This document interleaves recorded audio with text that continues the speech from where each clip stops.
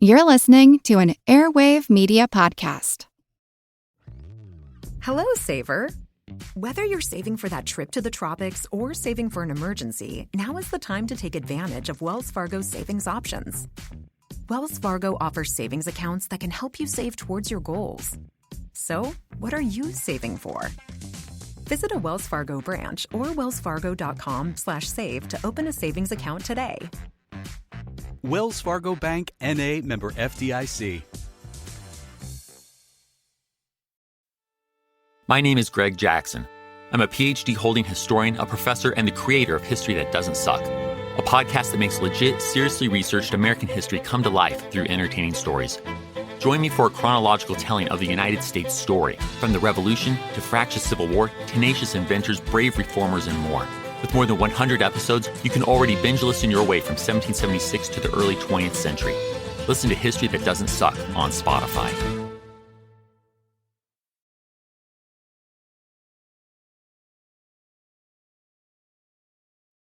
Hello, everyone. If you listen to several podcasts, I bet you've heard about surveys. And you're about to hear about another one. It would be a huge benefit to the podcast if you could head on over to surveymonkey.com/r/airwave or just click the link in the episode show notes. There will be a bunch of questions about who you are and how you listen and what you like about the podcast, which I know is basically everything. Now, it shouldn't take you longer than about 10 minutes. It's important for the show as a way for us to get more advertisers and maybe provide some feedback to me about how this thing should go in the future. So if you take your time to fill it out, just know that you have my personal thanks.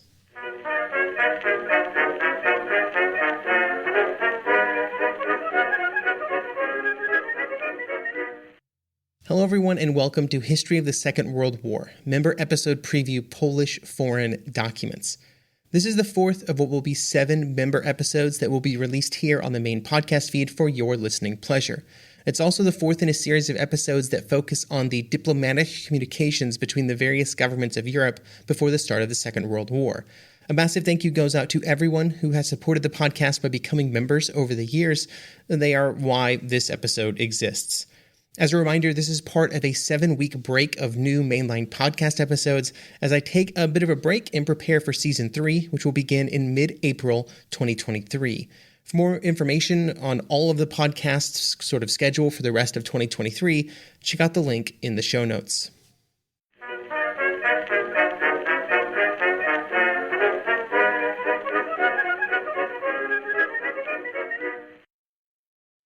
Hello, everyone, and welcome to History of the Second World War, Members Episode 26, Polish-German Documents.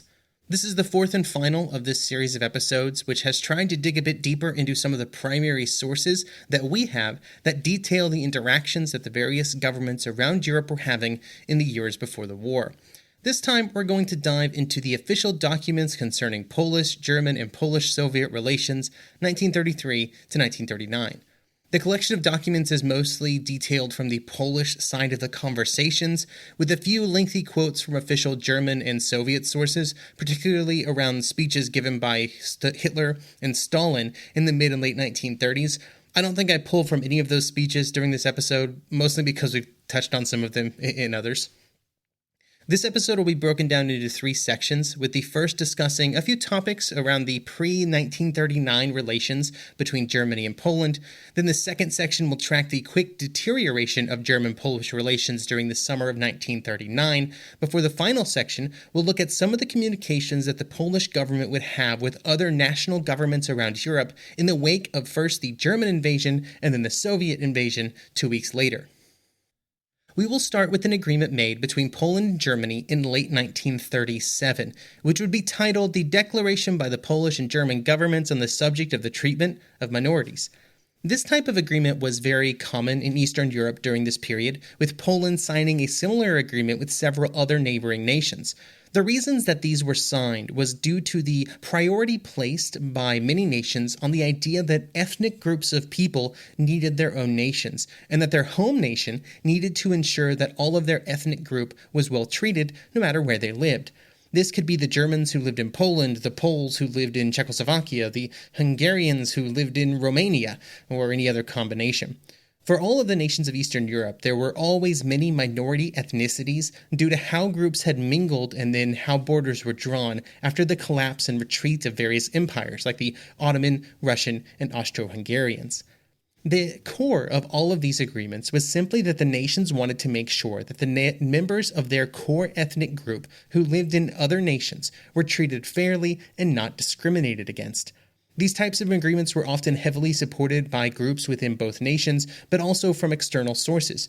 For example, France often pushed the nations to sign agreements after the First World War in the hopes that this would prevent nations from fighting amongst themselves so that they could enjoy greater cooperation both among themselves and with France against Germany. The agreement signed between Germany and Poland was a pretty late example of this type of treaty, but the wording was largely representative of many of them. Here's a somewhat lengthy pull from the agreement that was signed. Quote, "For this reason, the two governments declare with satisfaction that their two states, each within the limits of their own sovereignty, regard as essential the following guiding principles. Mutual respect for German and Polish nationality naturally should exclude any attempt to assimilate the minority by force, to question the character of the minority, or to hinder the individual's rights to claim membership in a minority. Members of the minority have a right to the free use of their mother tongue in speech and writing, and their personal and economic relations in the press and in public meetings. The minority may establish and maintain schools employing its own language. The above principles can in no way affect the duty of the minorities to give complete loyalty to the state to which they belong." End quote. This agreement is mostly interesting due to how big of a role the treatment of German minorities would play in German propaganda efforts before the war. Germany would claim that the Polish government was allowing violence against Germans, and that it was even supporting it, claiming that in doing so, the Polish government was breaking the agreement that it had signed, and therefore Germany had cause for war. The situation would be directly addressed by the Polish embassy in Berlin on August 26, 1939, in a lengthy memorandum on the claims being made by the German government about the treatment of German minorities in Poland and the treatment of Polish individuals in Germany. Here are a few highlights. Quote, "The German press is carrying on a systemic and violent press campaign in which the situation of the German minority in Poland is being discussed tendenciously and in a manner entirely out of accord with the facts. This campaign bears a remarkable resemblance to that waged last year against Czechoslovakia, except that the present propaganda is being carried on with far greater intensity than on that occasion. Today, the German government's conduct is not veiled by even the flimsiest of pretexts, and this clearly indicates that the German authorities do not now count on any negotiations in future. In the National Socialist system, there is fundamentally no place for any group outside the German nation, far less for those non-German elements who for centuries have been linked with their own soil. Though down to recent months, the existence of the Polish minority has been tolerated in Germany, the reason for this was the desire to maintain a hostage against the German minority in Poland. The fact that since April last, there are known to have been more than 1,000 separate cases of acts of violence against Poles proves the dimensions of the campaign being waged against them. These are all cases known from the Polish press in Germany, which is censored by German authorities and so cannot risk reporting every incident." End quote. While the nations had signed multiple agreements, on the German side, the question of Danzig and the Polish corridor would always remain. The two nations approached the conversations about the corridor very differently.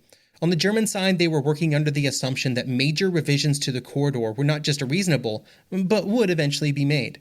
This caused Ribbentrop to lead off discussions with ways that Germans could fix or change the corridor to their satisfaction, especially by giving Germany far more access, generally revolving around just handing Danzig over to Germany and then giving Germany the rights to build a railway and a highway through the Polish corridor, both being made part of German sovereign territory. This basic outline was discussed as early as October 1938. Here's a message from the Polish ambassador in Berlin, Lipski, to Polish Foreign Minister Beck on October 25, 1938. Quote, "In a conversation on October 24th, Ribbentrop put forward a proposal for a general settlement of issues between Poland and Germany. This included the reunion of Danzig with the Reich, while Poland would be assured the retention of railway and economic facilities there. Poland would agree to the building of an extraterritorial motor road and railway line across Pomors. In exchange, Mr. von Ribbentrop mentioned the possibility of an extension of the Polish-German agreement by 25 years and a guarantee of Polish-German frontiers. End quote. This same basic conversation would happen time and time again over the next 10 months before the start of the war. There were many notes like this one whenever Ribbentrop and Beck would meet. In this case, this is from January 27th, 1939. Quote, the main theme of the conversation between Mr. Beck and Mr. von Ribbentrop was the Danzig question. Mr. Beck categorically rejected Mr. von Ribbentrop's postulate as to the extraterritoriality of a motor road across Pomors. End quote. The overall tenor of Polish notes from these conversations I would summarize as, how many different ways can we say no? Because we're just going to keep saying no. Danzig would become a major point of concern for Polish authorities in and around the city during the summer of 1939, as there was growing evidence that many German men of military age had been moved into the city in an effort to stir up greater resistance to Polish authority and to possibly prepare for future action. Here is a note from the head Polish official in Danzig to Beck on August 28, 1939. Quote, the daily increasing incidents in Danzig render it impossible to put into effect the rights to which Poland is entitled in the port. The situation that has been created makes it impossible for Poland to utilize the port of Danzig for Polish commerce and shipping. So far as manpower is concerned, I estimate the military forces in the Danzig area to be about 18,000 men, including the detachments of SS, SA, and Hitler Youth, who are entrusted with special functions throughout the entire organization. End quote. While Danzig would eventually be a primary point of criticism by the German government which would lead to the war, it was not the only point of contention between the two nations.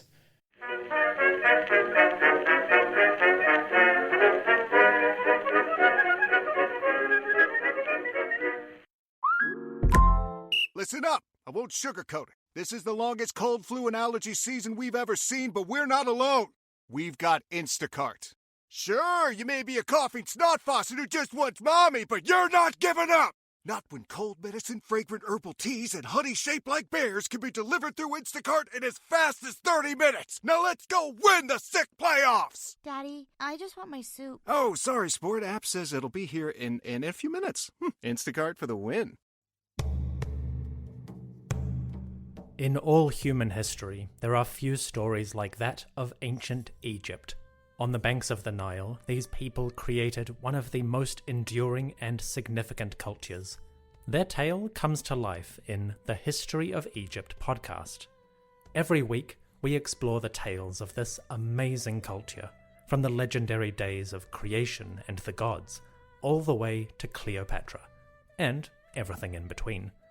The History of Egypt podcast is written and produced by a trained Egyptologist. We go much deeper than your average documentary or magazine article to uncover tales of life, great endeavors, and the amazing arc of a mighty kingdom. The History of Egypt podcast is available on all podcasting platforms, apps, and websites. Come, visit ancient Egypt and experience a legendary culture.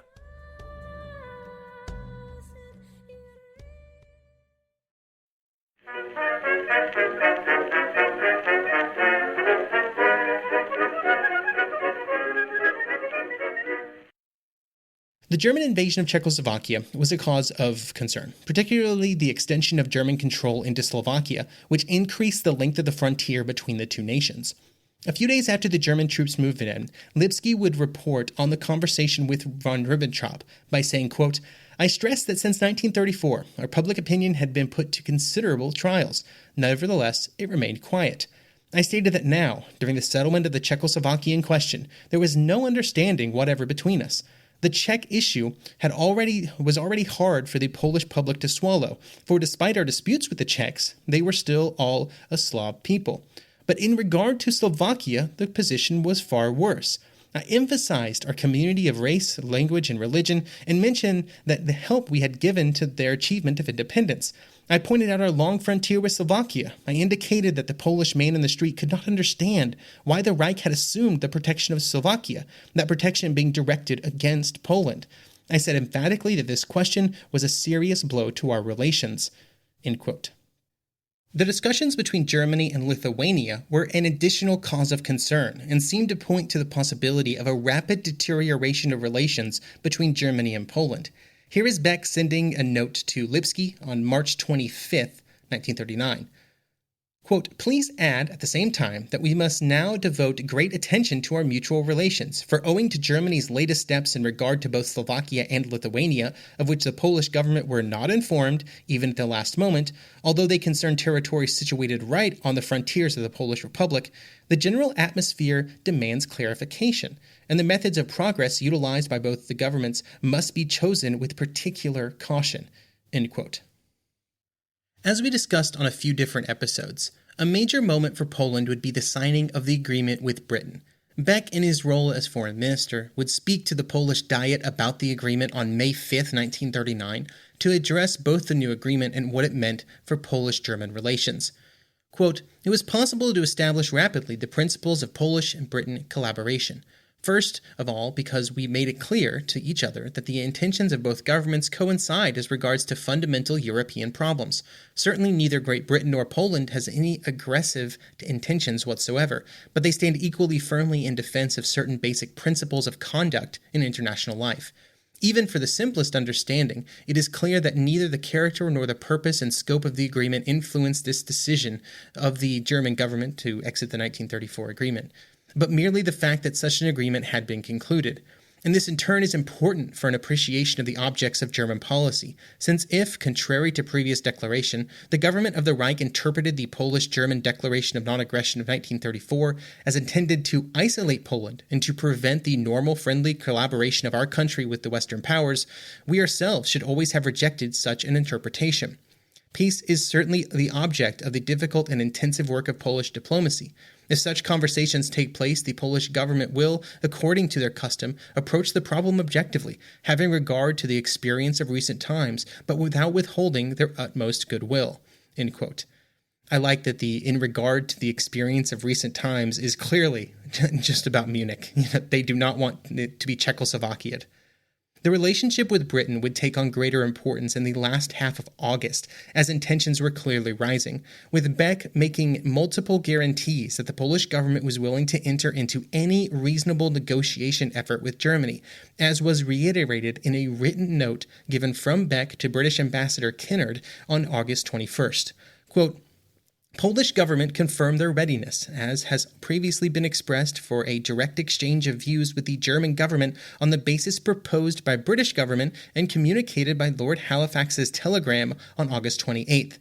Polish government are also prepared on the reciprocal basis to give the formal guarantee that in the event of negotiations taking place, Polish troops will not violate the frontiers of German Reich, provided a corresponding guarantee is given regarding non-violation of frontiers of Poland by troops of the German Reich." End quote. While the official invasion of Poland would not begin until September 1st, late on August 31st, it was already quite clear that an invasion was basically guaranteed to happen. The first indication was the fact that Ribbentrop and the Germans stonewalled the last attempts by Lipski to set up some kind of negotiations. The problem was that Lipski was not given full ability and power to negotiate and reach agreements on the behalf of the Polish government, with Hitler and the Germans had basically demanded that a single person was given all these powers and then put in a room with them so that they could basically just browbeat them to giving the Germans favorable terms, just like it happened before. Lipski would see Ribbentrop with a message from Beck, and Lipski would send to Warsaw this summary at 10:30 p.m. on the 31st, so just hours before the invasion began. Quote, "I was received by Mr. von Ribbentrop at 6:30 p.m. I carried out my instructions. Mr. von Ribbentrop asked if I had special plenipotentiary power to undertake negotiations. I said no. He then asked whether I had been informed that on London's suggestion the German government had expressed their readiness to negotiate directly with a delegate of the Polish government, furnished with the requisite full powers, who was to arrive the preceding day on August 30th. I replied that I had no direct information on the subject. In conclusion, Mr. von Ribbentrop repeated that he had thought I would have been empowered to negotiate." End quote. At roughly the same time, a message would be received from Danzig that would say, quote, "We have received information from an authoritative source that detachments of German troops from East Prussia have crossed the German Danzig frontier." End quote. After the German invasion started, there would of course be massive amounts of communication that would occur both within the Polish government as well as with other governments around Europe. Here is a part of Communiqué Number 1, issued by the military headquarters on September 1st, 1939. Quote, on September 1, 1939, in the early morning, Germany invaded our territory by a surprise attack from the air and on land, without a declaration of war. Simultaneously with the air attacks, the German land forces opened operations, invading our territory at various points. The frontier battles are continuing. The fiercest struggle is going on in Silesia. So far, we have destroyed by artillery fire an enemy armored train, captured the tender and its crew. Several tanks have been put out of action. In various places, we have taken prisoners. In Danzig, 3 attacks on Westerplatte have been repulsed. End quote. On the same day, a public proclamation would be made to the people of Poland from the government, and it would say, quote, citizens, during the course of the last night, our age-old enemy commenced offensive operations against the Polish state. I affirm this before God and history. At this historic moment, I appeal to all citizens of the country in the profound conviction that the entire nation will rally around its commander-in-chief and armed forces to defend its liberty, independence, and honor, and to give the aggressor a worthy answer, as has happened already more than once in the history of Polish-German relations. The entire nation, blessed by God in its struggle for a just and sacred cause, and united with its army, will march in serried ranks with the struggle and to final victory. End quote. While information was being shared internally, Beck was very busy communicating with Poland representatives in London and Paris.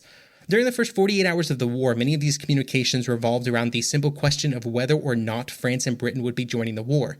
Here is one from Beck to the Polish ambassador in Paris from September 1st.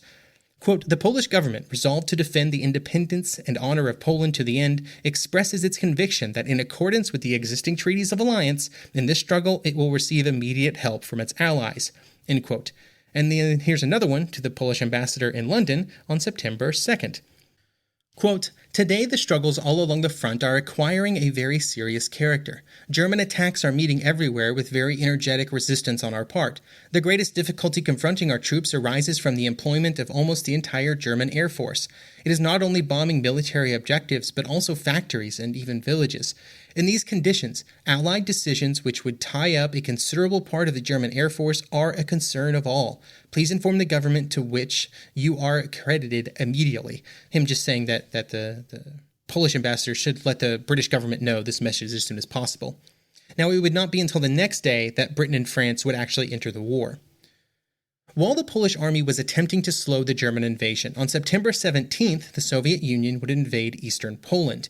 The Polish representative in Moscow was informed that this was happening on September 17th at 3 a.m. Here is the message that was then sent to Warsaw about the meeting.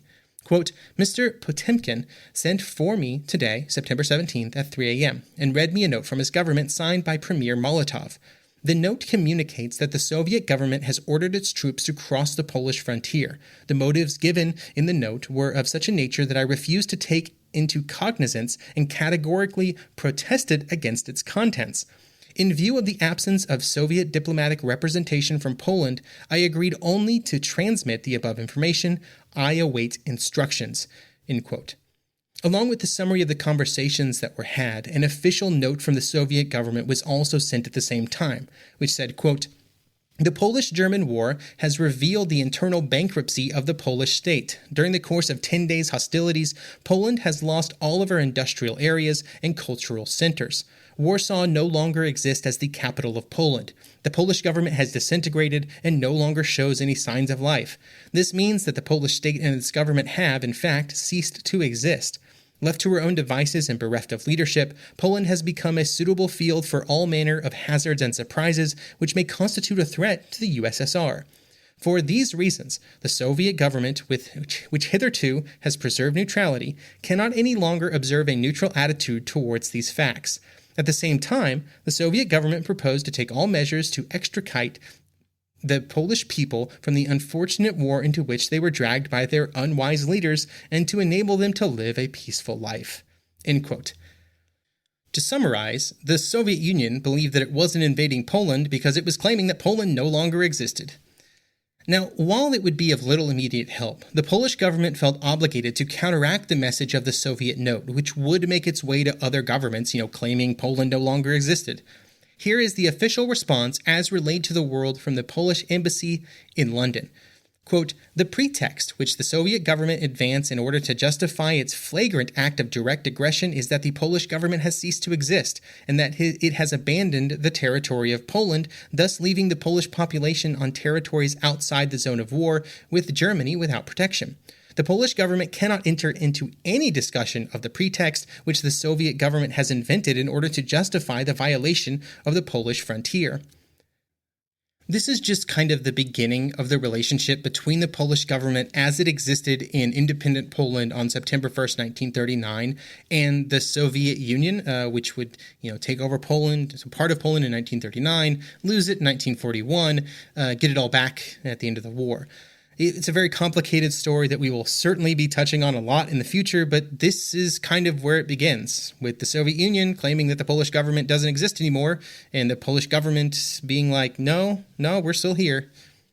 Thank you for listening and for supporting the podcast. Next month's member episode kind of returns to a more classic form. We're going to track the evolution of the aircraft carrier for a bit after these kind of diplomatic conversations that we've been having over the last several months.